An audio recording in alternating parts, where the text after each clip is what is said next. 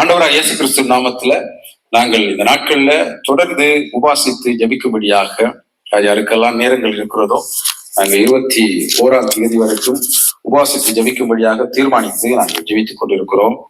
இன்றைக்கும் ஆண்டவருடைய கிருபையினால 6வது நாள்.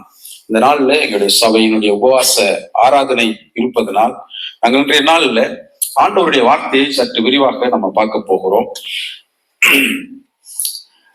நம்ம ஏற்கனவே பார்த்த மாதிரி கடந்த நாட்கள்ல பாவத்தை குறித்து நான் சில காரியங்கள் உங்களுக்கு சொல்லியிருக்கேன். இந்த நாட்கள்ல அதை சற்று விரிவாக பார்த்து இன்றைய நாளோட நம்ம இந்த பாவத்துக்குரிய காரியத்திலிருந்து வெளியே வந்து உபவாசத்துக்குரிய நன்மைகள், உபவாசத்தினுடைய பலன்கள், அவைகளை குறித்து அடுத்த வாரத்துல நம்ம தியானிக்கிறதுக்குள்ள போயிடும். அதனால முன்ன வாரத்துல என்னெல்லாம் இருந்ததோ அதை கேட்காத நீங்க கேட்டுறோம். சரி, ஓகே. பொதுவுல இன்றைக்கு இந்த உலகத்துல பாவம் என்று சொல்லுகிற இந்த வார்த்தையை நம்ம உபயோகிக்க முடியாதபடிக்கு போய்விட்டது. உலகத்துல போனா ஓகே, பிரச்சனை இல்லை. ஆனால் சபைக்குள்ள பாவம்ங்கிற ஒரு தலைப்புல ஒரு மெசேஜை எடுக்கையோ இல்லைன்னா ஒரு வசனத்தை எடுத்து பிரசங்கம் செய்யவோ முடியாத ஒரு நிர்பந்தமான ஒரு சூழ்நிலை திருச்சபைக்கு ஏற்பட்டிருக்கு. அதுவும் ஆவிக்குரிய திருச்சபை என்று சொல்கிற திருச்சபைகளுக்கு இப்படிப்பட்ட ஒரு நிலைமை வந்திருக்கிறது. பாவம் என்கிற ஒரு வசனத்தை எடுத்து அதுல மெசேஜ் என்று விட்டா அந்த மெசேஜ் எத்தனை பேர் கேட்பார்கள், இதை எத்தனை பேர் ஏற்றுக்கொள்வார்கள், இல்லைன்னா அந்த வசனத்திற்கு இன்னொரு விளக்கத்தை எத்தனை பேர் கொடுப்பார்கள் என்கிறது ஒரு பெரிய கேள்விக்குறியாக வந்திருக்கிறது இந்த நாட்கள்ல. உதாரணத்திற்கு ஜெர்மன் தேசத்துல பாடசாலையில இருக்கிற பிள்ளைகளுக்கு உங்களுடைய பெற்றாருடைய போட்டோ புகைப்படத்தை கொண்டு வரும்படியாய் ஒரு டீச்சர் சொன்ன பொழுது அந்த பிள்ளை 2 பெண்களுடைய போட்டோவை கொண்டு வந்து கொடுத்தது. அப்பொழுது அந்த டீச்சர், உனக்கு விளங்கவில்லையா, உன்னுடைய பெற்றாருடைய போட்டோ, அம்மா அப்பா. அந்த புள்ள சொன்னது, இதுதான் என்னுடைய அம்மா அப்பா.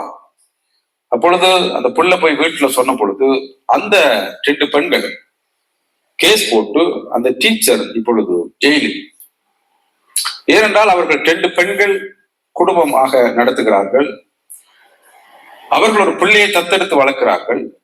தங்களுடைய பிள்ளைக்கு மன உளைச்சல், தங்களுக்கு மன உளைச்சல் தந்ததாக சொல்லி கேஸ் போட்டு அந்த கேஸை கிறிஸ்தவ நாடு என்று சொல்லப்படுகிற இந்த நாடுகளில் அதை அக்செப்ட் பண்ணி அதற்கு விரோதமாக இருக்கிற எல்லாத்தையும் தடை பண்ணுகிறது. சுவிசும் இதை செய்கிறது. இப்படித்தான் உலகம் இன்றைக்கு இந்த பாவ காரியத்துக்குள்ள வந்துவிட்டது. அதை அக்செப்ட் பண்ணி காரியங்களை, இது ஒரு உதாரணத்துக்கு சொல்றேன், இந்த மாதிரி வந்து விட்டது.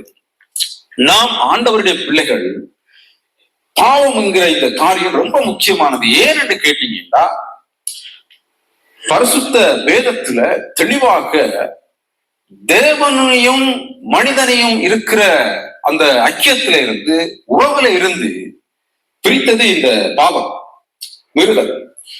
ஆகவே தேவனுடைய பிள்ளைகள் ஒவ்வொருவருக்கும் பாவத்தை குறித்த ஒரு சரியான தெளிவும் ஒரு அறிவும் எங்களுக்கு இருக்கணும். ஏனென்றால் பொதுவனவே பாவம் என்று சொல்லி வேதத்துல இருந்து சில வசனங்களை காட்டி எங்களுக்கு சொல்லி இருக்கிறார்கள். உண்மையிலே அந்த வசனத்தை காட்டி அவர்கள் சொன்னதெல்லாம் மிக தவறானது. பரிசுத்தாவியானவருக்கு விரோதமாய் பேசினால் இன்மையிலும் மறுமையிலும் என்ன இல்லை, மன்னிப்பில்லை. அவருடைய எபிரேயர் 10வது அதிகாரத்தில்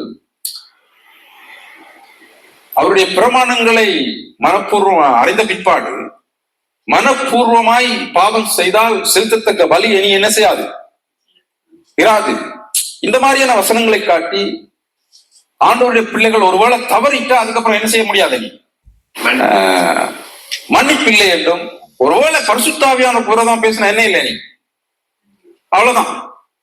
இந்த மாதிரி தான் நமக்கு பாவத்தை குறித்து தெரியுமே அன்றி பாவத்தை குறித்த சரியான காரியத்தை நம்ம புரிந்து கொள்ள முடியாதபடிக்கு இருக்கிறது. ஏனென்றால் ஆண்டோட கிருபையினால ஊழியங்கள் என்றது நம்ம எல்லாரும் செய்யலாம். இதுதான் எங்களுடைய ஆவிக்குரிய சபை, புரோட்டஸ்டாண்ட் சபைகளுடைய நிலைமை. அழைத்திருக்கிற நம்மளே படிச்சு நம்மளே செய்யலாம். ஆண்டவர் கிருபையா எங்களை வழி நடத்துவார். ஒரு சரியான முறைப்படி நம்ம பாரம்பரிய சபை என்று சொல்லுகிற அந்த சபைகள்ல இருக்கிற ஒரு சரியான டீச்சிங்ல நம்ம போக முடியாத பொழுது சந்தர்ப்பங்கள் இருக்கும்போது நம்ம அதை செய்யணும். சந்தர்ப்பம் இல்லாட்டிக்கும் ஆண்டவர் கிருபையா செய்யறாங்க, டீச் பண்ணி நடத்துகிறார். ஓகே, சரி, நம்ம இங்க வருவோம். பாவம் என்றால் என்ன? 1 யோவான் 3வது அதிகாரம் 4வது வசனம். பாவம் செய்கிற எவனும் நியாயப்பிரமாணத்தை மீறுகிறான், நியாயப்பிரமாணத்தை மீறுகிறதே பாவம். பாவம் என்றா என்ன அப்படின்னு கேட்டா பெரும்பாலும் நம்ம ஒரு காரியங்களை சொல்லுவோம். மெயினா இந்த வசனத்தை சொல்லுவோம். இது அவருடைய நியாயப்பிரமாணத்தை மீறுவதே பாவம் என்று சொல்லுவோம். இது ஒரு வரைவிலக்கணம். பாவம் என்றா என்னன்றதுக்கு கொடுக்கப்பட்ட ஒரு வரைவிலக்கணம் தான் இது. அது அறிய தருகிறது. பாவம் என்றா என்ன என்பதை இது எங்களுக்கு என்ன செய்யுது? அறிய தருகிறது. ஒரு வரைவிலக்கணமாக கொடுக்கப்பட்டிருக்கிறது. பாவம் என்றா என்ன? நியாயப்பிரமாணத்தை மீறுவது பாவம் என்ற ஒரு வரைவிலக்கணத்தை எங்களுக்கு இது என்ன செய்யுது? தருகிறது. அதான் நான் அன்றைக்கு சொன்ன மாதிரி ஹாட்டா கமாட்டியா. காட்டாங்கிறது எபிரேய சொல், கிரேக்க சொல் கமாட்டியா. மொழிபெயர்ப்புல தமிழ்ல பாவம் ஒன்றும் இங்கிலீஷ்ல சின் ரெண்டும் என்ன செய்யறாங்க? மொழிபெயர்த்து இருக்கிறார்கள். நான் கூட அன்றைக்கு இந்த வசனத்தை எடுத்து இப்படி காட்டா கமாட்சான்னு சொல்லி பாவத்தை இன்னைக்கு நான் ஆடியோல விட்டதுக்கு காரணம், உபவாசம் இருந்து ஜபிக்கும் பொழுது ஒரு உற்சாகமா சபையா தீர்மானிச்ச ஒரு காரியத்தை செய்யும் போது ஒரே பாவம் பாவம்னு சொல்ல நீங்க எதையாச்சும் நினைப்பீங்களோன்னு தான் இப்படி தெரியாத வேட்சை தேடி எடுத்து எபிரேய கிரேக்க மொழியெல்லாம் போட்டு செஞ்ச. ஏதாவது தவறுதலாக நினைச்சிருவீங்களோ, சோத்து போடுவீங்களோன்னு சொல்லி அப்படி எடுத்து சொன்னேன். இதை குறித்து பேசுறதுக்கு நிறைய இருக்குது. இந்த காட்டா கமாக்கியா என்ற சொற்கள். சரி, அந்த ஆடியோல நான் நிறைய காரியங்கள் விட்டிருப்பேன். இந்த பாவத்தை குறித்து சொல்லப்பட்ட இந்த சொற்கள் ரெண்டினுடைய அந்த எபிரேய அர்த்தம் சரியா என்னன்னு கேட்டீங்கன்னா, குறி தவறுதல், இலக்கை தவறுதல், விலகி செல்லுதல். இந்த இலக்கை தவறுதல் தேவன் செய்ய சொன்னதை செய்யாமல் இருப்பது. கர்த்தரோட காரியத்தை செய்ய சொல்லிக்க அதை செய்யாம இருந்தா அந்த குறி என்ன செய்யுது? தவறை நம்ம போகிறோம். அடுத்தது மீறுகிறது. இந்த காரியத்தை நம்ம செய்யக்கூடாது என்னும் பொழுது இப்படி இது ஒவ்வொன்றுக்கும் ஒரு அர்த்தம் இருக்கிறது. இதான் இதனுடைய சரியான அர்த்தம். பாவம் என்றதனுடைய சரியான அர்த்தம் இதைத்தான் கூறுகிறது. மீறி செய்கிறது, மீறுதல், செய்யக்கூடாததை என்பதை செய்கிறது. இவை பாவத்தை குறித்த, இப்ப நான் சொன்ன எல்லாம் பாவத்தை குறித்த ஒரு வரைவிலக்கணம். ஆனா நமக்கு தேவையானது என்ன பாவத்தை குறித்து அப்படின்னு சொன்னா, பரிசுத்த வேதத்துல உள்ள பாவத்தின் செயல்களை நமக்கு தெரிஞ்சிருப்போம்.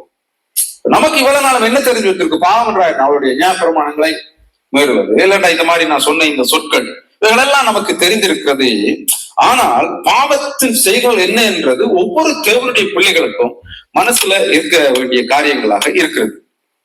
சரி, நம்ம இன்றைய நாள்ல நம்ம தொடர்ந்து இந்த காரியத்தை குறித்து நிறைய பார்த்த காரணத்தினால நம்ம இந்த பாவ செயல்கள் என்ன என்கிறதை குறிச்சு நம்ம இந்த வசனங்களை மாத்திரம் வாசிச்சு நம்ம இதை அறிஞ்சு வச்சிருப்போம். இதை கேட்கும் பொழுது ஒருவேளை இப்ப நம்ம எல்லாம் என்ன சொல்றது, இப்படி எல்லாம் பாவத்துல இருக்கிறோம், மனம் திரும்புங்க, அது எல்லாம் பிரசங்கம். நம்ம இந்த நாட்கள்ல உபவாசத்தை ஜெபிக்கிறோம். அதை குறித்தோ எங்களுக்கு முடிந்த அளவுக்கு அதை குறித்த ஒரு சில காரியமாவது எங்களுக்கு என்ன செய்யணும், ஒரு அறிவு வரணும்னு செய்யறேன் ஒழிய, இப்ப உதாரணத்துக்கு அதுல வரும் சில நேரங்கள்ல விபச்சாரம் அந்த மாதிரிலாம் வரும். இந்த அர்த்தம் என்னது? யாரோ ஒருவர் இதுல விபச்சாரம் மனம் திருப்ப அப்படி இல்லை பிரசங்கம். புரியுதா உங்களுக்கு? நம்ம அதை குறிச்சு, அதாவது பாவத்தை குறித்து நம்ம தெரிஞ்சு வச்சிருக்கிறோம் ஒன்று இருக்கு. பாவத்தின் செயல்கள் என்னங்கிறது இதுதான் எங்களோட ரொம்ப முக்கியமானது, மனசுல இருக்க வேண்டியது. சரி, இதை இப்ப நம்மளது வாசிக்கணும். ஒன்றொன்னாக நான் இதுல பார்த்து வாசிக்கணும்.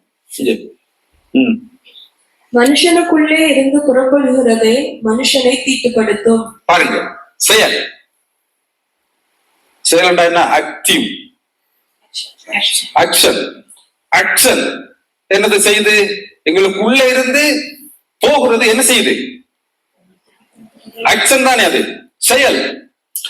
பாவம் குறிச்சு நமக்குள்ள இந்த புரிதல் வந்துட்டு சொன்னா, என்னுடைய அப்ப செயல்கள் எப்படி இருக்கணும்?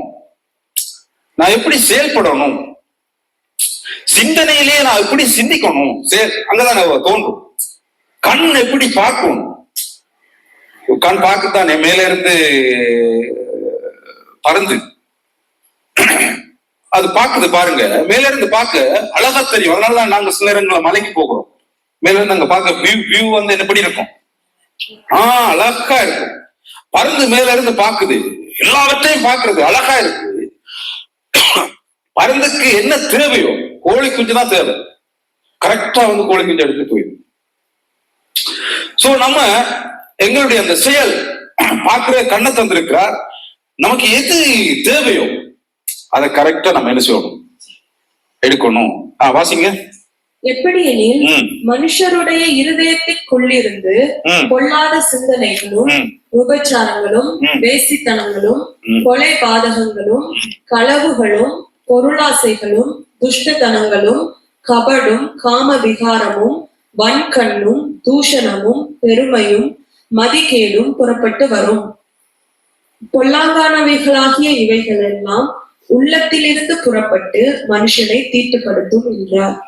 எல்லாம் அக்செப்ட். நீங்க இதை கேட்கும் பொழுது பாவத்தின் செயல் இந்த கேள்வியோட இதை நம்ம வாசிக்கும் பொழுது எங்கட மனசுல அதை என்ன செய்திடும், நம்ம இவ்வளவு காலம் இதெல்லாம் படிச்சுதான் இருக்கிறோம், இல்ல செயல் இதெல்லாம் செயல் படிவுல வரும் என்கிற அந்த ஒரு அறிவோட அந்த ஒரு நுழைச்சோட நம்ம இதை படிக்கும் பொழுது அப்படியே எங்களுக்கு ஆழமா உள்ளத்துல அது என்ன செய்யும், பதியும். அதனாலதான் அவளத்தை வாசிக்க சொன்னது. அன்றைக்கு விட்டுட்ட நம்ம வீட்டுல நீங்க இதை பார்த்தே இருக்க மாட்டீங்க, திறந்து இருக்க மாட்டீங்கன்னு தெரிஞ்சுதான் இங்க வாசிக்கிறதுக்கு சொல்றது. வாசிக்க தொடர்ந்து. தேவனுடைய சத்தியத்தை அவர்கள் பொய்யாக மாற்றி சிருஷ்டிகரை தொழுது சேவியாமல் சிருஷ்டியை தொழுது சேவித்தார்கள். அவரே என்றென்றைக்கும் ஸ்தோத்தரிக்கப்பட்டவர். ஆமென். இது நிமித்தம் தேவன் அவர்களை இழிவான இச்சை ரோகங்களுக்கு ஒப்பு கொடுத்தார்.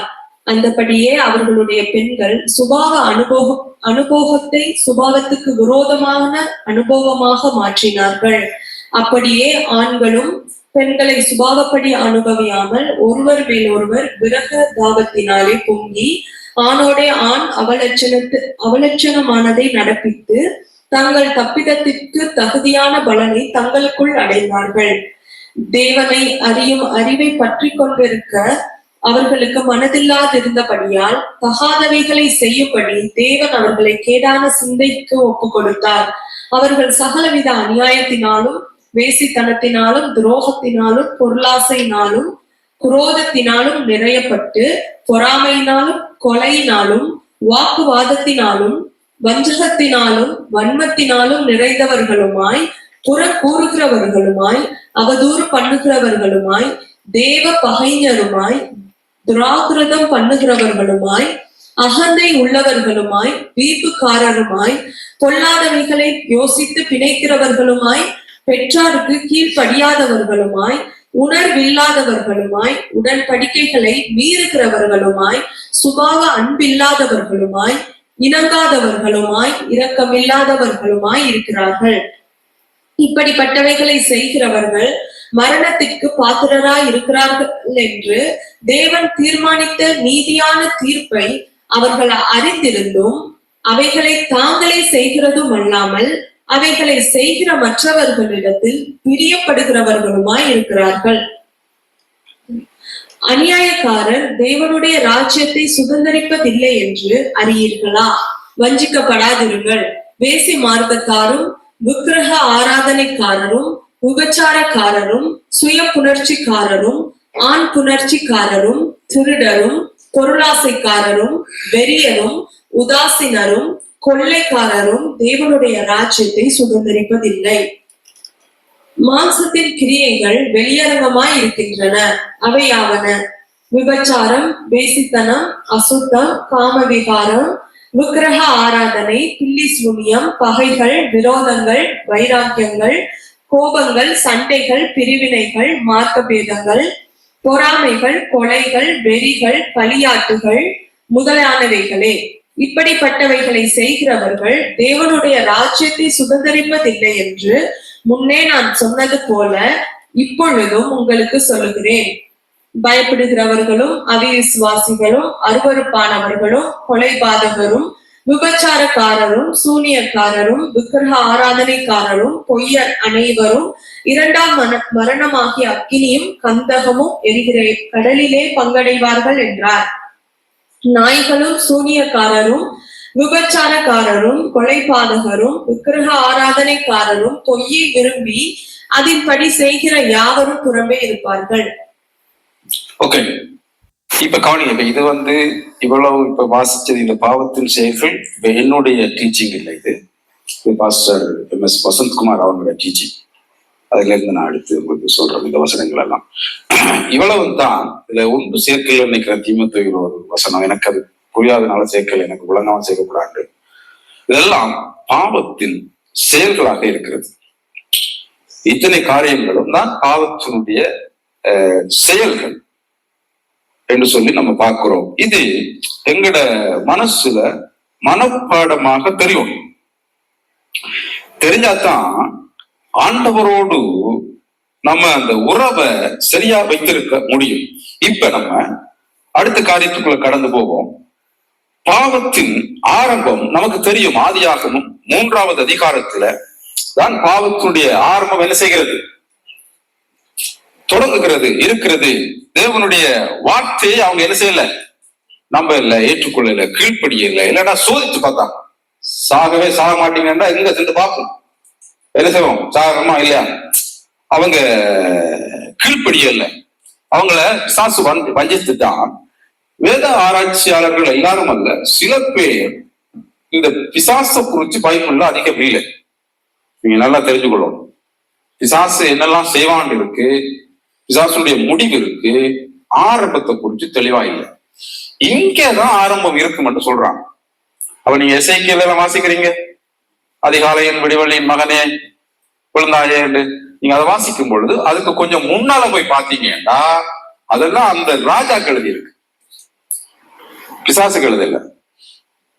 அதுக்கு முன்னால போய் வாசிச்சீங்கன்னா அந்த ராஜாரும் அந்த ராஜாக்கு தான் எழுதி இருக்கக்கூடிய, பிசாசை குறித்து எழுதல. பிசாசுடைய காரியம் இங்கதான் தொடங்குது. சோ இங்கதான் இருக்கலாம்ன்றது வேத ஆராய்ச்சியாளருடைய காரியம். சரி, அது ஒரு பக்கம் இருக்கட்டும். அப்ப முதல்ல பாவத்தினுடைய ஆரம்பம் எங்க ஆரம்பிக்கப்படுகிறது? ஆதியாகமம் 3வது அதிகாரத்துல அவங்க என்ன செய்யல, வார்த்தையை என்ன செய்யல, நம்ப இல்லை. சோ ஆண்டவருடைய வார்த்தைக்கு நம்ம என்றைக்கு கீழ்ப்படியோம். உதாரணத்துக்கு பாவத்தை குறித்து பாவம் செய்கிற ஊழியக்காரர் பிரசங்கம் செய்யட்டுமே, செய்யட்டும். நம்ம அந்த ஊழியக்காரனுக்கு அல்ல, வார்த்தைக்கு கீழ்ப்படியும். அவர் விபச்சாரம் செய்யட்டும், செய்யிட்டு விபச்சாரம் செய்யக்கூடாது பிரசங்கம் செஞ்சா நம்ம விபச்சாரம் செய்கிறவர்களா இருந்தா நம்ம என்ன செய்யணும், நீரும் செய்யறதானே நானும் செய்யறேன்னு சொல்லி என்ன செய்யக்கூடாது. நம்ம விபச்சாரம் சொன்னா அது கொஞ்சம் ஹாட்டான பாவம், அதுக்குள்ள அதை நம்ம செய்ய மாட்டோம்னு சொல்லுவோம். உதாரணத்துக்கு வேற ஒரு காரியத்தை நம்மளா செய்யும் பொழுது எங்களால என்ன செய்ய முடியாது. உடனே நீங்க பாருங்க, வார்த்தையை பிரசங்கம் செய்யும் போது சமீப காலத்துல நான் சில ஊழியர்களோடு இருந்து காய்த்த பொழுது எங்களுக்கு ஏற்பட்ட இந்த இன்னல்கள் இதுகளை காய்த்த பொழுது அவர்களோட காய்ச்சல் இருக்கும் பொழுது அவர்கள் எனக்கு ஒரு என்ன சொல்றது, ஒரு அறிவுக்காக இன்னும் பல இந்த மாதிரி ஆக்ரோஷமா பிரசங்கம் செய்கிற ஊழியர்களுடைய காரியங்களை சொல்லி, பெயர்களை சொல்லி, இவர்களெல்லாம் இந்த பாவத்தில் இருக்கிறார்கள் என்று சொல்லிவிட்டாங்க. என் செவி கேட்க அண்டையில இருந்து எனக்கு அவங்களோட பிரசங்கம் நான் பொறுத்ததே இல்லை. இதுல வந்தாலும் கட் பண்ணிடுவேன். ஆனா அவங்க எல்லாம் ரொம்ப பிரபலமா இருக்கிறாங்க. நீங்க ஸ்டேட்டஸ் கூட விடுறீங்க டெய்லி அவங்களோட பிரசங்கத்தை. நான் உங்களுக்கு சொல்லவே மாட்டேன். சொன்னா இப்ப நீங்க என்ன செய்வீங்க, கேட்க மாட்டீங்க. நான் அவங்கள மதிக்கிறதே இல்லை. இப்ப எல்லாம் ரொம்ப பிரபலியமா யூடியூப்ல நான் சொல்றாங்க, பெண் விஷயத்துல விழுந்திருக்காங்க, ரொம்ப கொடூரமா இல்லை, ஆனா அங்கங்கு வஞ்சிக்கப்பட்டிருக்காங்க. இதை பிடிக்கிறது ரொம்ப ஈஸி. ஒரு ஊழியக்காரன் தொடர்ந்து பாவத்தை குறிச்சு விபச்சாரம் வேசித்தனம் அப்படியே ஒத்தையில போய்கொண்டு இருக்காருன்னா அவர் தன்னுடைய காரியத்தை மறைப்பதற்காக இதை செய்கிறாருன்னு அர்த்தம். சோ யாரு என்ன வேணா செய்து போகட்டும், நம்ம வார்த்தைக்கு என்ன செய்யறோம், எஸ், வார்த்தைக்கு நம்ம கீழ்ப்படுகிறோம். செயல்படுத்த நம்ம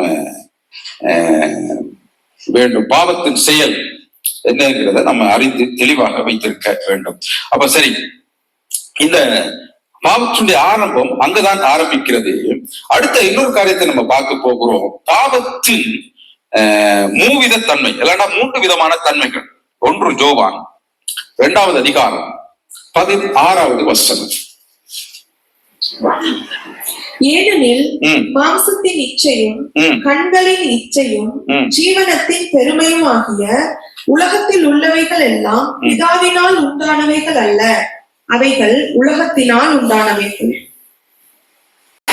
ஓகே, 3 காரியம் அதுல சொல்லப்பட்டிருக்குது. என்னென்ன சொல்லப்பட்டிருக்கு? மாமிசத்தின் இச்சை, அடுத்தது கண்களின் இச்சை, அடுத்தது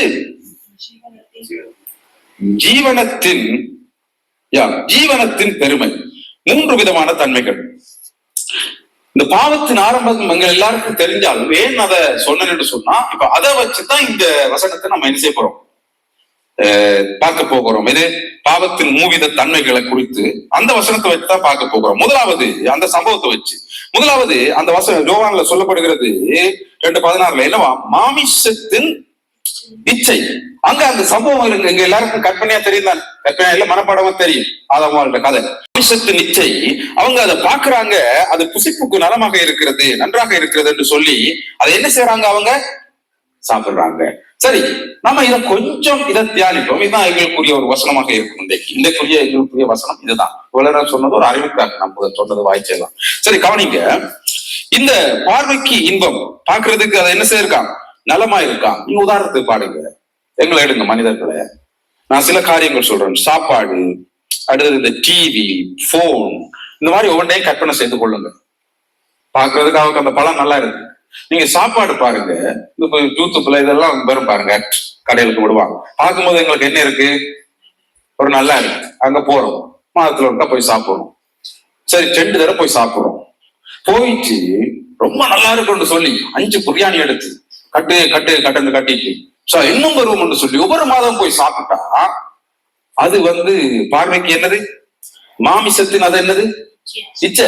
வயிறு அது என்ன செய்யுது, எனக்கு இச்சைக்குது. கடைசியில என்ன வரும், இந்த பெல்ட்டுக்குள்ள தொங்கும் போது ஒண்ணு வட்டி எடுக்கணும், இல்லைன்னா அதுல கேன்சர் வரும், இல்லைன்னா ஏதோ ஒன்று என்ன செய்வாரால் போய் சேர்ந்துருவார். டிவி பாருங்க, நம்ம பாக்குறோம், இந்த யூடியூப் இதெல்லாம் போடுறோம். அதுல பார்க்கும் பொழுது எல்லா காரியமும் வரும். ஒருவேளை ஒரு ஒரு உதாரணத்துக்கு ஒரு சினிமா நடிகர், எனக்கு தெரிஞ்ச நடிகருடைய ஒரு ஆக்டர் வருது. அதைத்தான் அதை பார்த்துட்டு ஓஹோ புதுசா வந்திருக்கு படம், போய் ஆக்சுவலா பார்த்துட்டு இப்ப எப்படியாச்சும் யாருக்கும் தெரியாம, ரசிக்கப்பட்ட நிச்சயமா பார்க்க கூடாது, தெரியாம மெல்ல போய் என்ன செய்யறோம், இப்ப பார்க்கிறோம். பார்த்தா அதுக்கு பேர் இச்சை. நம்ம ரொம்ப பரிதாபமான நிலைமை. நம்ம ரட்சிக்கப்பட்டு பல வருடங்களாக ஆவியில் நிறைந்தும் சில அடிமைத்தனத்தில இருந்து விடுதலை பெறாம இருப்பதற்கு காரணம் பாவத்தின் செயல் நமக்கு தெரியாம இருக்கு. என்னன்னு பாவம்ன்றா என்ன, பாவம் அந்த அப்படி பிரசங்கம் செய்யறத கேட்டிருப்போம் ஒழிய மெதுவா எங்களுடைய உள்ளத்துல பாவத்தின் செயல் இப்படி இருக்கின்றத ஆவியானவருடைய செயல்பட நம்ம விடுறது இல்லை. அதனால சும்மா சாதாரண சில காரியங்களுக்கு கூட அடிமைத்தனமாக இருக்கிறோம். ரசிக்கப்பட்டு பல வருடங்களாகி சும்மா ஜுஜிப்பி சின்ன காரியத்துக்கு அடிமைத்தனமாக வாழ்க்கை என்ன செய்யுது, பல நேரங்கள்ல இருக்கிறது.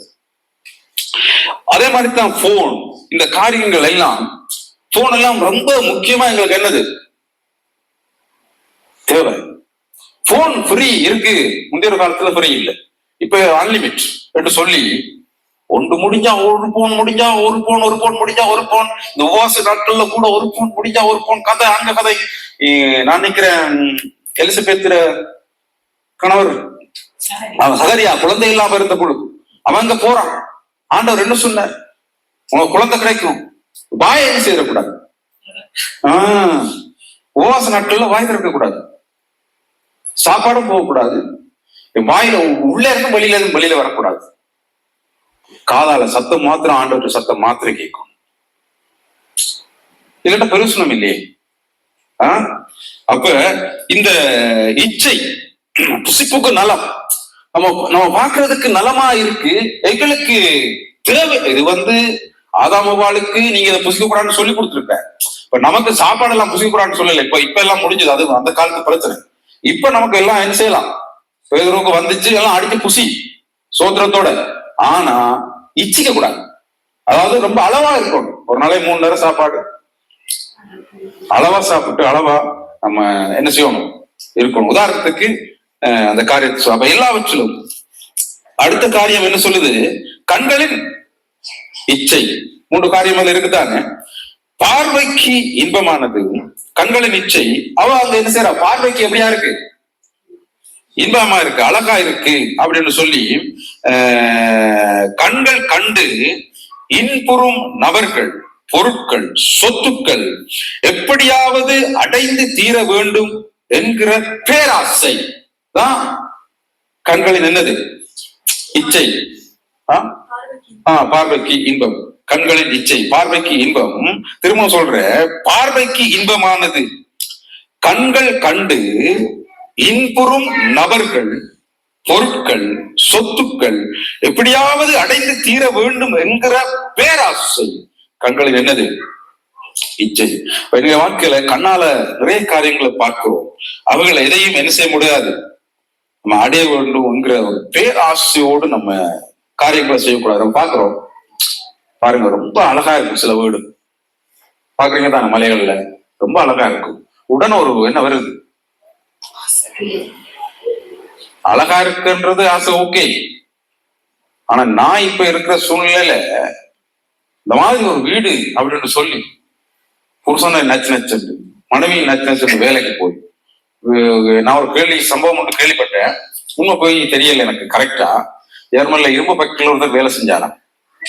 வேலை வேலை வேலை காலையில 5க்கு போனா அவருக்கு இரவு 9 நேரம் வேலை செய்யலாம். சம்பளத்தை எடுத்து 3 மாடியில ஒரு வீடு கட்டி அந்த வீடை பிரதிஷ்டை செய்து கொண்டு இருக்கும் பொழுது அந்த ஆண்டு அப்படியே பிடிச்சிருக்காரு லேசா காட்டு. அந்த வீட்டுல இருந்த தூணோட அப்படி கட்டி பிடிச்சு அப்படியே ஆள் போயிட்டான். கொண்டு போய் ஹாஸ்பிட்டல்ல வெட்டி பார்த்தா உள்ளுக்கும் இரும்பு தூள்கள் இருக்கலாம். அது இருந்து ஆளை எடுத்தாங்க அப்படின்னு சொல்லி ஒரு கதை நான் கேள்விப்பட்டேன், ஒரு ஊழியக்காரர் சொல்ல. இது என்னது? அவ பார்த்து பொருட்கள், சொத்துக்கள் எல்லாவற்றையும் பார்த்து இச்சை கடைசியில மனிதனை கொண்டு போய் செய்து அழித்து விட்டது. அடுத்த காரியம் ஜீவனத்தின் பெருமை. என்னது ஜீவனத்தின் பெருமை? அவங்க அந்த கதையத்தான் நீங்க இப்ப ஞாபகம், ஆதாம் முதல் தவிர ஜீவனத்தின் பெருமை. அவங்க அங்க எப்படி சாப்பிடுறாங்கன்னா புத்தி அதை என்ன செய்யும்? தெளிவிக்கும், தெளிவுபடுத்தும் என்று சொல்லி அவங்க சாப்பிடுறாங்க அந்த காரியத்தை. ஆண்டவருடைய பிள்ளைகள் நாம் எல்லாரும் ஞானம் அடைதல்,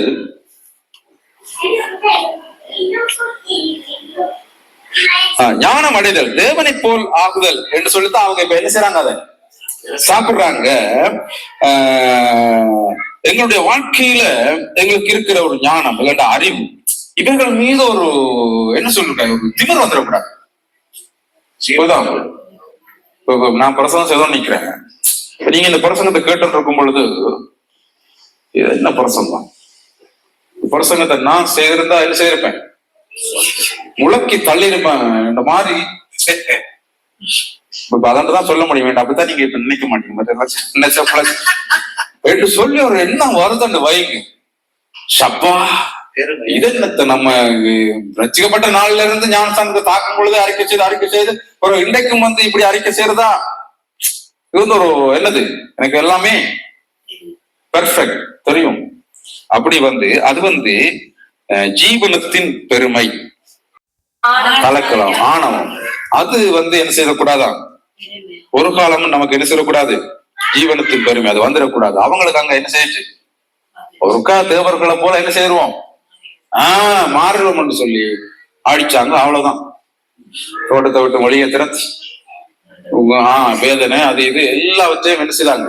அடைஞ்சு பூமி முதல் அழகா உண்டு பண்ணி அப்படி பூ மாதிரி கொடுத்தார். இப்ப அது எப்படி இருக்கு? முள்ளும் முள்ளும் அந்த மாதிரி ஆண்டவர் அவர்களை மாற்றி விட்டார். இப்ப கவனிங்க, இதே நாள்ல நம்ம சுருக்கமாக பாவத்தை குறித்த சில காரியங்களை நம்ம என்ன செய்யிருக்கிறோம்? பார்த்து இருக்கிறோம். எக்ஸ்ட்ராவா சில காரியங்கள் நான் சொல்லுகிறேன். நான் சொன்ன மாதிரி பரிசுத்த ஆவியானவருக்கு விரோதமாய் சரி. இந்த முடிவுல என்ன சொல்றேன்னா, கடைசி வரைக்கும் ஆண்டவராகிய தேவன் எங்களை மன்னிக்கிறவராகவே இருக்கிறார். அவர் அப்படி தள்ளிவிடணும் என்று சொன்னா அன்றைக்கே இந்த நோவாம் காலத்துல ஜனங்கள் எல்லாம் என்ன செய்தாங்க, இருதயத்தில் 5வது ஆதியாகமம் 6வது அதிகாரம் 5வது வசனமோ என்னமோ, நினைவுகள் எல்லாம் நித்தமும் பொல்லாததா இருந்தது. மனஸ்தாபப்பட்டு அவனை என்ன செய்யறார், இதுக்கு மேல முடியாதுன்னு சொல்லி ஒரு மனிதனை மட்டும் தெரிவு செய்த அவனோட குடும்பத்தை இதெல்லாம் என்ன செய்தார். இவன் வந்துட்டு திரும்பவும் என்ன வந்தது சந்ததி, திரும்பவும் பாவம். அவர் கடைசியாய் அவருடைய குமாரனை என்ன செய்யறார், அனுப்பி எங்களை எல்லாம் மீட்டுக் கொண்ட தெய்வம் ஒரு காலம் தேவனுடைய பிள்ளைகளை அவர் என்ன செய்ய மாட்டார், புறம்பே தள்ள மாட்டார். அவர் மன்னிக்கிறவராக இருக்கிறார். எங்களுடைய அக்கிரமம் மீறுதல்களை எல்லாவற்றையும் நம்ம அறிக்கை செய்ய அவர் மன்னிக்கிறவராக. அதுக்காக தொடர்ந்து அறிக்கை செய்ய முடியாது, இருக்க முடியாது. அப்ப கடைசி வரைக்கும் கர்த்தர் மன்னிக்கிற ஒரு நல்ல தெய்வமாக இருக்கிறார்.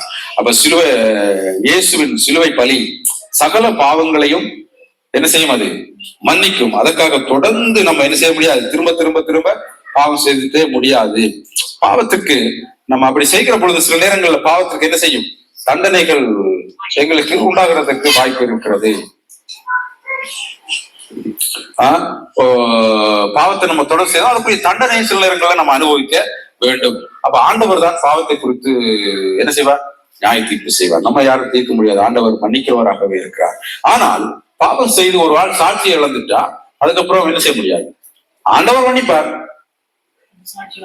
இப்ப இந்த அவர் திரும்ப திமிர்ல எழும்பி பேச பாருங்க, அவர் கடைசியா அந்த காசுவலா கொடுத்த கிஸ் பண்ண வீடியோ வெளியில விட்டுட்டான். இவர் ஒன்றும் சொல்லாம பேசாம ஒரு சபையை நடத்தி இருந்தா ரகசியமா அந்த வீடியோ வெளியில விட்டுக்க மாட்டான். இப்ப சாட்சி இழந்துட்டார், இனி போயிட்டு சபை நடத்தி என்ன பிரயோசனம்? இது வந்து பெரிய பாவங்கள். அதே மாதிரி ஒவ்வொரு காரியங்களையும் நம்ம ஆண்டவருடைய பிள்ளைகள் நல்லா கவனிங்க. நம்ம வெளியில போகும்பொழுது வேலையிடங்கள் இல்லைன்னா மற்றவர்கள் இல்லைன்னா ஒரு பாட்டி ஒரு காரியத்துக்கு போகும்போது ரொம்ப இந்த பாவத்தின் செயல் நான் இப்ப வாழ்த்தேன் இது டக்குன்னு மெமரிக்கு வந்துடும். அங்க போயிட்டு நம்ம ஒன்றை இழந்துட்டோம் வைங்க, அதுக்கப்புறம் இங்க வந்து நம்ம என்ன செய்ய முடியாது. வேலை இடத்துல அதோட சண்டை பிடிச்சிட்டோம், இங்க வந்து அவங்க ஒரு தப்பி தவறி அவங்க ஏதோ ஒரு விதமா ஏதோ ஒரு காரியத்தை அறிஞ்சு வருத்தமோ துன்பமோ சுயசம் சொல்லி சேர்த்துக்கு வந்துட்டாங்க. இப்ப நான் தான் சண்டை பிடிச்சிருக்கேன். மற்றவர்களை நேசியுங்கள், அவனுடைய பேசினால் நீ அமைதியா இல்லை.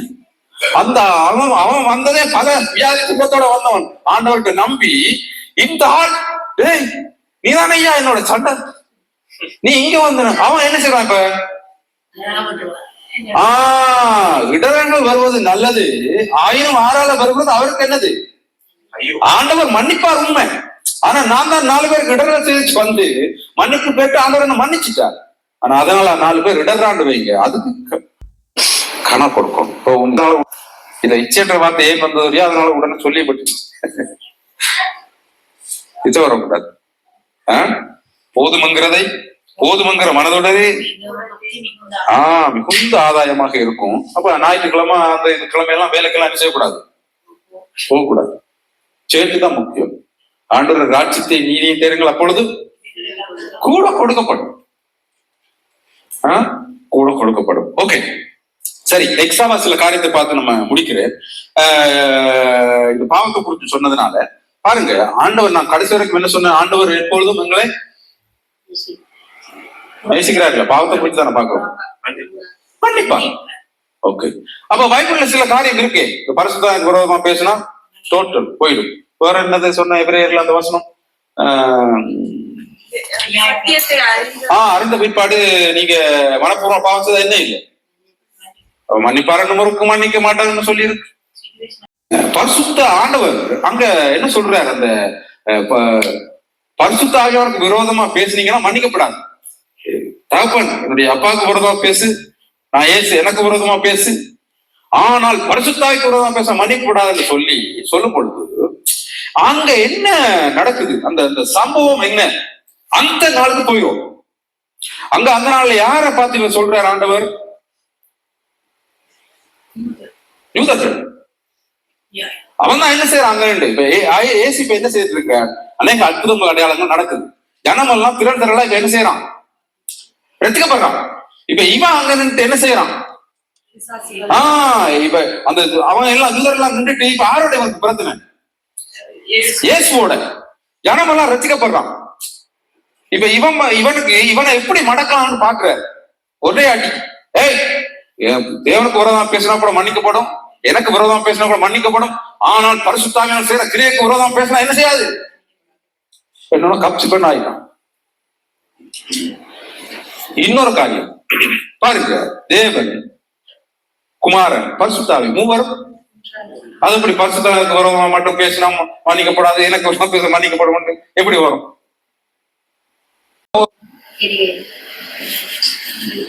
அவர் தெய்வம், மூன்று பேர் ஒருவர் தானே, அவையும் அவரும் எல்லாம் ஒன்று தானே. அப்படி அவருக்கு மாத்திரம் மன்னிக்கப்படாது, எனக்கு மன்னிக்கப்படும். இதுல பெரிய பிரச்சனை என்னன்னா, நம்ம இந்த வசனத்தை எடுத்து சபைகள்ல ஆராய்ச்சிப்படி ஆடி கீழே விழுந்துட்டான், இல்ல சபைகள்ல சில நேரம் பொய் அபிஷேகங்களை கட்ட விடும் போது அதுக்கு விரோதமா பேசினா மன்னிக்கப்படாதுன்னா நம்ம இவ்வளவு காலம் நிற்க இருக்கோம்.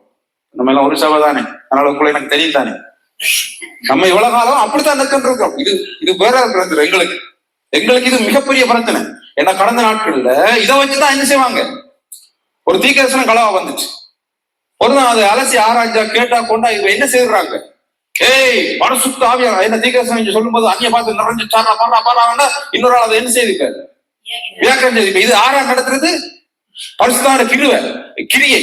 அப்ப பொய் தீர்க்கதரிசனம் பண்ணாலும் நம்ம வாயை திறந்துடக்கூடாது. திறந்துட்டா இப்ப என்ன பிரச்சனை, எங்களுக்கு மன்னிக்கப்படான்னு சொல்லி வெறுட்டப்பட்ட ஒரு சபையில இருந்து வளர்ந்துருக்கிறோம்.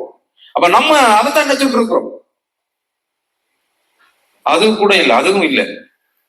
அங்க சிச்சுவேஷன் ஆண்டவர் அவங்களுக்கு என்ன, அங்க வந்து அதை சொன்னாதான் இவன் என்ன செய்வான், இப்ப இவன் வாயை மூடலாம்.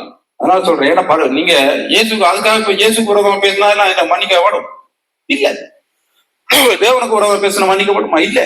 அவங்க மூன்று பேரும் ஒன்றாத்தான் இருக்கிறாங்க அங்க, அதுதான் காரணம். அதனால இப்படி சொல்லிட்டுன்றதுக்காக நம்ம எங்கேயாச்சும் போயிட்டு அவன் எது நடத்தினா நம்ம தேவையில்லாம் போயிட்டு சொல்லக்கூடாது இதையும். ஏன்னா கள்ளத்தீக்க சொல்றவனுக்கு என்ன தண்டனை, கேட்கிறவனுக்கு என்ன தண்டனை, அதே தண்டனை தான் சொல்லப்படுகிறது. ஆனா கள்ள அபிஷேகங்கள், கள்ள காரியங்கள் இவங்களை வந்து நம்ம பார்க்கிற பொழுது அதை சொல்லிட்டா, அதை கதைச்சிட்டா வந்து நமக்கு தண்டனை வந்துடும், இன்மையின் மறுவையில மன்னிக்கப்பட மாட்டோம்ன்ற ஒரு சிச்சுவேஷன்ல யாராச்சும் இருந்தா ஆண்டவர் மன்னிப்பாருங்கிறதான் சத்தியம். ஆமென். இல்லைன்னா ஒரு ஊழியக்காரன் அபிஷேகம் செய்தார், அவர் அபிஷேகம் ஒரு காரியங்கள் நடந்துட்டுண்டா, அச்சோ இப்ப நான் யாருக்கு விரோதமா செய்தேன், பரிசுத்தமே விரோதமா, இனி இந்த வாழ்க்கை என்ன செய்யுது, அவ்வளவுதான் தெரிய வேண்டாம்னு சொல்லி ஒரு காலம் நினைக்க கூடாது. ஆண்டவர் மன்னிக்கிறதா இருக்கிறான். அவன் தன் சுய இச்சையில் எழுப்புண்டு போகிறான், சிக்குண்டு போகிறான், எழுப்புண்டு போகிறான் அப்படி மற்றபடி அல்ல.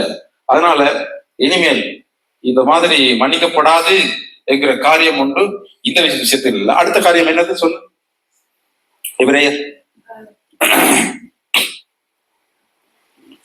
எபிரேயர்ல மனப்பூர்வமா செய்தா சத்தியத்தை அறிஞ்ச பிற்பாடு மனப்பூர்வமா செய்தா மன்னிப்பு இல்லை. இது நான் ஏற்கனவே உங்களுக்கு சொல்லியிருக்கிறேன் நினைக்கிறேன், இதுதான் அவருக்கு சொல்றேன், திரும்ப ரிப்பீட். நல்லா கவனிங்க, நம்ம எல்லாம் ஆண்டவர் பிள்ளைகள். ஆண்டவர் இப்ப எங்களுக்கு என்ன தெரியும், நல்லா தெரியும், அறிஞ்சிருக்கிறோம், திருவிருந்து எடுக்கிறோம், வேற என்னது சத்தியம் தெரியுது, எல்லாம் தெரியும். இப்ப நான் பின்மாற்றமா போயிட்டேன், ஆண்டவரை விட்டுட்டு சபையை விட்டுட்டு என்ன வாட்டு போயிட்டேன். இனி செலுத்தத்தக்க பலி இராது அந்த ஆளுக்கு. புரியுதா உங்களுக்கு? இப்ப வந்துட்டு ஆண்டவருக்கு திரும்ப போயிட்டு நான் கத்தோலிக்க சபையில பாதரா போறோம்னு போயிட்டு சிலுவை எடுத்து வச்சுக்கொண்டு பிதா தந்தை குமாரன் பரிசுத்த ஆவியின் பெயராலே எல்லாம் பாங்க மாதா தொட்டு கும்பிடுங்க. எனக்கு இன்மையிலும் மறுமையிலும் என்ன இல்லை, மன்னிப்பு இல்லை. ஏன்னா அதான் எனக்கு தெரியும், ரசிக்கப்பட்டு நான் இப்ப எங்க வந்துட்டேன், விக்கிரத்தை கும்பிடக்கூடாது தெரியும், எல்லாம் தெரியும், வந்துட்டு திரும்ப பின்மாற்றமா போனா என்ன இருக்காது. ஆண்டவர் திரும்ப சிலுவையில் அடைஞ்சு ஒரு மன்னிப்பு இருப்பதற்கு வாய்ப்பில்லை. ஆண்டவரை விட்டு பின்மாற்றமா போனா நீங்க அந்த வசனத்துல அந்த எபிரேயர்ல அதுக்கு பிற்பாடு தொடர்ந்து போய் வாய்ச்சிங்கன்னு சொன்னா அதுல இருக்கும் பரிசுத்த இயேசுடைய இரத்தத்தை அவர்கள் கால்கள்னால விதித்து மறுதளித்தார்கள் என்று இருக்கும். அந்த நாட்கள்ல சிச்சுவேஷன் என்னன்னா, இந்த ஆண்டவருடைய பிள்ளைகளை பிடிச்சு அவங்க சரியான கொடுமைப்படுத்துவாங்க. அந்த கொடுமையில வந்து இயேசுவை வந்து நீங்க என்ன செய்யணும், மறுதளிக்க வேண்டும். எப்படி மறுதளிக்கணும்னு சொன்னா, இயேசுன்ற பேரை எழுதி அதுல சிறுநீர் கழிச்சு இல்லைன்னா அதை காலால மிதிச்சு இப்படி மறுதளிக்கும். அந்த நாட்கள்ல இருந்த அவங்களோட வைராக்கியத்தின்படி அவங்க மறுதளிக்கவில்லை, அவர்கள் இரத்த சாட்சியாக மறித்தார்கள் என்று சொல்லும். அதுக்கு கீழே அந்த மனப்பூர்வமா செய்த பாவம் சத்தியத்தை அறிந்த வைப்பாடு மனப்பூர்வமா செய்த பாவத்துக்கு மன்னிப்பில்லைன்னு சொன்ன வசனத்துக்கு கீழே வாசிக்கும் பொழுது இந்த வசனம் இருக்கும். அதுக்குத்தான் அவர் அங்க என்ன செய்யறார், எழுதியிருக்கிறார். அந்த நாட்கள் அப்படி வைராக்கியமாக அவங்க என்ன இருந்தாங்க. இந்த நாட்கள்ல சும்மா உலக காரியத்துக்காக ஆண்டவரை அறிந்து பிரசங்கம் செஞ்சு தெளிவான சத்தியத்துக்குள்ள இருந்தவங்க கூட இன்றைக்கு விட்டுட்டு இப்ப அவர் சமயம் இல்லை, ஒன்றுமில்லை, ஊழியம் இல்லை, ஒன்றும் இல்லை. அவர் ஆண்டவரே இல்லை, ஆண்டவரே இல்லை. காசுவலா ரசிக்கப்படாததுக்கு முந்தி எப்படி இப்ப நம்ம எல்லாம் வாழ்ந்தா ரசிக்கப்படாத முந்தி அப்படி அவர் இப்ப வாழ்றார். அவரை கொண்டு வர்றதுக்கு பல முயற்சிகள் எடுத்தார்கள். கஷ்டம் வந்தா சோத்துறோம், வந்து திரும்ப மறுபடியும் கட்டி எழுப்பப்பட்டா சோத்துறோம். ஆனால் அவர் என்ன செய்தார், போயிட்டார். இனி எப்படி அவருக்கு திரும்ப ஒரு மன்னிப்பு ஒரு காரியத்துக்குள்ள வருவதற்கு பெரும்பாலும் என்ன இருக்காங்க, வாய்ப்பு இருக்கு. இருந்தா நல்ல சோத்துறோம். கடைசி வரைக்கும் ஆண்டவர் நேசிக்கிறவராகவே இருக்கிறார். அதுதான் இந்த மன்னிக்கப்பட முடியாத பாவங்கள் என்று சொல்லி வேதத்துல இருந்து உங்களுக்கு எடுத்து இந்த மாதிரி எல்லாம் பயமுறுத்தினா நம்ம அதை குறித்து ஒரு அறிவு இருந்தா தான் நமக்கு என்ன செய்யும், நமக்கு அவைகள் எல்லாம் தெரிய வரும். சரி, இந்த நாட்கள்ல நம்ம இந்த காரியங்களை குறித்து தியானித்து வருகிறோம். ஓகே, நான் கர்த்தர் எங்கள் ஒவ்வொருவருக்கும் இந்த நாட்கள்ல இந்த பாவத்தின் செயல்கள் எல்லாவற்றிலும் ஒரு தெளிந்த புத்தியை அறிவை தந்து அவருடைய பாதையில சுவையான வழியில எங்களை நடத்தணும். அவனுடைய சமூகத்துல நம்ம இருக்கும் பொழுது கர்த்தர் எப்பவும் அவருடைய பிள்ளைகளை தம்மை போல மாற்ற விரும்புகிறார். அதனால எங்களை வாழ்க்கைய ஆண்டவர்கிட்ட ஒப்பு கொடுத்திருக்கிறோம். ஆண்டவருடைய ஆவியானவர் எங்களுக்கு உணர்த்தும் பொழுது அந்த வழிகள்ல நம்ம நடந்து இந்த நாட்கள்ல ஜெபிக்கிற நாட்கள்ல எங்களை பலப்படுத்திக் கொள்வோம். கர்த்தர் தாமே ஆசீர்வதிப்பாராக. ஆமென். ஓகே, இப்ப